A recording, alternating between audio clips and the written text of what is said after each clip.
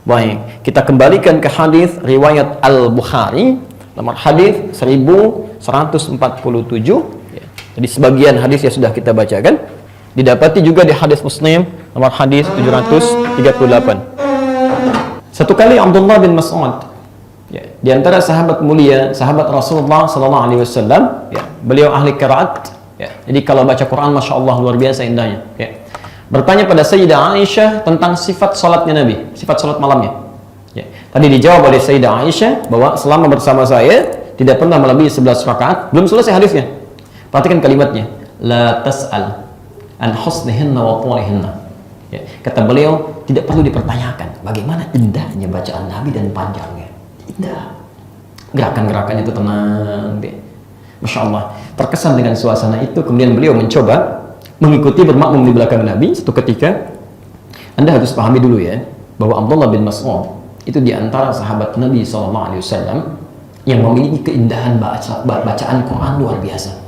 Bahkan mungkin bisa dikatakan satu-satunya yang saat membaca Quran itu tiba-tiba angin-angin mulai bertiup kencang, ya, pohon-pohon mulai bergerak. Beliau berhenti, suasana diam lagi. Dibacakan, bergerak lagi. Ya. Sampai diadukan kepada Nabi SAW peristiwa itu, kata Rasulullah, tahukah engkau atadri, tatkala engkau membaca Quran itu malaikat turun. Bayangkan, malaikat turun berebut ingin mendengarkan bacaanmu. Kalian bisa bayangkan ya, bagaimana suasana bacaannya sampai malaikat ikut turun tuh. Ya. Alhamdulillah, makanya diciptakan satu tuh Abdullah bin Mas'ud. Ya. Kalau di Sopo mau ada, repot ya, ini hancur ya. Makanya saat kita baca Quran, malaikat gak pada turun tuh ya. Tapi dicatat pahalanya ya, termasuk saya, kita dan semuanya insya Allah, sepanjang ikhlas karena Allah. Tapi ketika beliau sholat di belakang Rasulullah SAW, lihat kesaksiannya.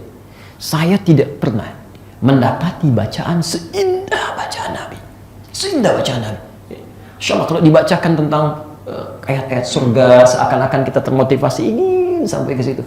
Saat dibacakan tentang neraka, ancaman, takut, bergetar gitu kan. Insya Allah. Gerakan-gerakannya itu begitu khusyuk, perpindahannya begitu tenang. Bahkan setiap 2 rakaatnya beliau diam dulu, istirahat sejenak sambil berpikir, kan? Baik, perhatikan. Setiap aktivitas yang kita kerjakan ada dampak pengaruh kepada roh, kepada jiwa, disertai dengan ketentraman, itu bahasa Arabnya disebut dengan tarwihah. Ya, tarwihatun. Baik, tarwihatun. Seakar dengan kata raha, seakar dengan kata roh, ya, roh. Ini turunan katanya, ya, turunan katanya. Kalau cuman istirahat, rehat sejenak itu raha, ya. Kan rehat itu Anda melapangkan dulu kan, memberikan kelapangan supaya jiwanya enak, kan? Pikiran nyaman disebut dengan raha. Kalau agak panjang ditambah jadi istirahat, ya.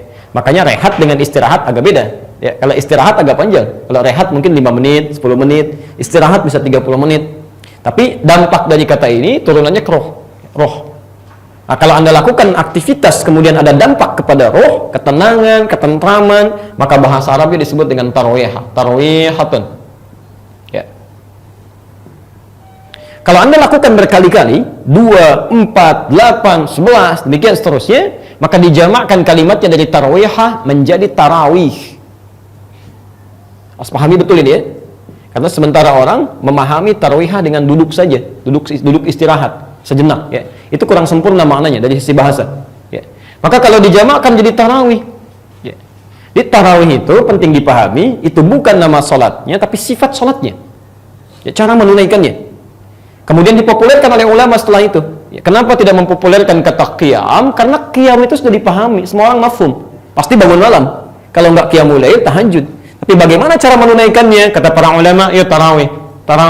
Ya, seakan-akan ingin memberikan pesan, mau yang 11, yang 23, yang 36 dan selebihnya. Kalau Anda ingin tunaikan, bukan cuma banyak atau sedikit bilangannya, tapi yang penting tunaikan seperti sifat salat Nabi, tenang bacaannya. Ya, ada ketentraman dalam jiwa. Ya. Jadi kalau artinya diajak tarawih, yuk kita tarawih. Itu maksudnya cari imam yang baik. Ya, yang saat dibacakan ada pengaruh ke jiwa kita, gerakan-gerakannya khusyuk, tenang, nyaman, itulah tarawih. Ya. Mohon maaf kalau bahasa kami kurang menyenangkan. Misal, bila ada seseorang yang 11 rakaat saja sampai 1 jam, ya, masa 23 rakaat sampai 15 menit? Ada bahkan yang 7 menit itu tahun lalu ya. Allahu Akbar, Allahu Akbar. Kan sulit dipahami itu. Ya. Al-Fatihah satu nafas ya. Bismillahirrahmanirrahim. Amin. Kan? Tiba-tiba demikian. Itu bukan tarawih. Bukan tarawih. Ya. Jauh dari makna itu. Ya. Bahkan Nabi pernah mengingatkan nanti rubba qa'imin laisa lahu min qiyamihi illa sahar. Tidak sedikit orang yang qiyam tidak mendapati apapun dari qiyamnya kecuali capek begadang saja.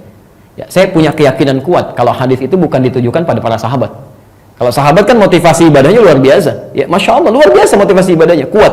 Ya, kemungkinan generasi setelah itu. Ya, ada orang-orang yang cuma formalitas saja, datang menunaikan sholat ini, yang penting sudah sholat. Tapi celakanya, barangkali di antara sholatnya, ada hal-hal yang perlu diperbaiki, belum tepat. Ya, maka tidak bernilai. Ya, di sifat sholat yang pertama, kalau ingin menunaikan, terlepas dari berapa rakaatnya, Anda mesti tarawih. Ya, tunaikan dengan tenang.